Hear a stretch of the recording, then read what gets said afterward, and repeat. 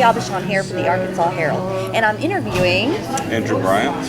who is performing live at the Valley of the Vapors tonight. So tell me, what's the name of your band? The name of my band is Water Liars, and we're based out of Oxford, Mississippi. But we played Valley of the Vapors, I think, 5 or 6 years straight. So we're excited to be back. So you guys are regulars on the circuit here. Pretty much, yeah. And even when we're not playing the festival, we play in town here in Dallas. Oh, you do? So you can be seen around Hot Springs regularly? I wouldn't say regularly, but 2 or 3 times a year. Okay, good. Good. So you like our town, then it keeps bringing you back. Absolutely. We've always had a great time here. And what sets this place apart is they always treat you really well.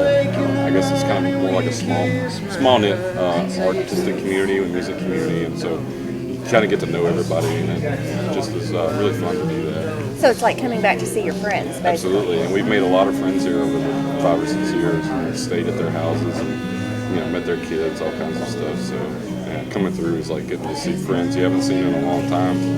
Good. And so what is your main genre of music? What's your main thing? It's kind of rock and roll, a little bit of soul. We're from the South, so there's a southern element to our songs. And, I mean, we try to set ourselves apart as much as possible, but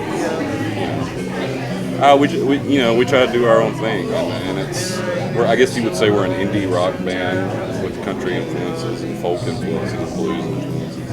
Okay, great. So undoubtedly you'll be back to the Spa City again? Absolutely. Yeah, hopefully soon. I was talking to someone earlier about trying to play down the street at Maxine's maybe in a couple months. Okay, great. And is there somewhere online that people could find out about when you're touring or when you'll be in town so that they could come see you? Yeah, go to waterliarsmusic.com. You can always find us on Facebook, facebook.com/waterliarsmusic, Twitter, Waterliars, Instagram, Waterliars, all that stuff. Okay. So you've heard it right here, Valley of the Vapors 2015. Kelly Aubuchon here with Bill Solider, the founder of Valley of the Vapors Music Festival. Now, Bill, tell me, how many years have you been organizing this event? We are into our 11th year, 11th and biggest year. Great. And how do you go about selecting bands that will perform? Well, there's an underground network that I'm tapped into, so a lot of it is just contacting bands through that network. There's relationships I have with agents, but most everyone makes Hot Springs an opportunity because they're going to South by Southwest in Austin, Texas. So it's 90% of everything we have. They're just looking for a stop on the way to or on the way home from South by Southwest. So that's how it works. Okay. So I'm assuming you probably have a few favorite bands that perform regularly? Yeah, they're actually all my favorites. I mean, just tonight, the Water Liars are here, and they have played as Water Liars or in other formations, other bands, for 8 years straight. So they're like a staple, like a tradition. I see. And how many people does it take to bring this event together? Like, how many volunteers have to work to make this happen? We have 80 volunteers. Over the course of the festival, which is 6 days, so with the events all throughout the day, there'll be 80 people on staff. That's quite a few people that come and volunteer their time, yes. And does it run the entire weekend?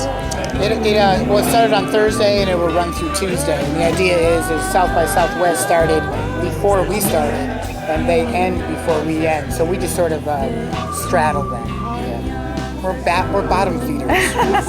We are. We're like catfish. So we just wait for the band to come by. It works for you though. It works. And I'm sure that you have big plans for the future to continue this event for many years to come? Yeah.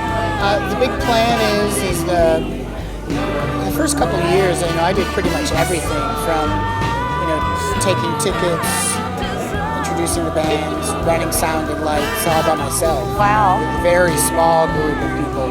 And it's grown so much that, the expansion that I'm looking at is not so much bigger venues or large venues. I don't want that.